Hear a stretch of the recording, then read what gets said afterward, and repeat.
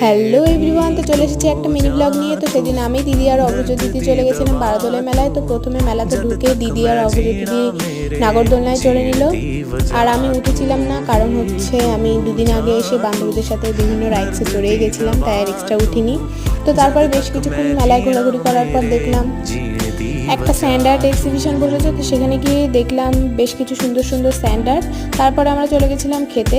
আর এখানে দেখো KFC দেখেছিলাম এতদিন, কিন্তু আজকে AFCও দেখে নিলাম। তারপরে আবার বেশ কিছুক্ষণ মেলা ঘোরাঘুরি করলাম, আর তারপরে এখানে খেলাম সুরসুরি। আর তারপরে এখান থেকে কিছু টুকটাক কেনাকাটাও করেছি। আর এখানে যেই জিনিসগুলো দেখতে পাচ্ছ সেগুলো কিন্তু একটাও রিয়েল না, সবই হ্যান্ডমেড। তো এখানে দিদি আর অগ্রজ দিদি সেটাকে টাচ করে দেখছিল যে ওটা একদম রিয়েল কিনা। তো সুন্দর সুন্দর হাতের কাজ দেখার পর চলে এসেছিলাম এই দোকানটাতে। আর এই দোকানটাতে বেশ ইউনিক কিছু জিনিসপত্র ছিল।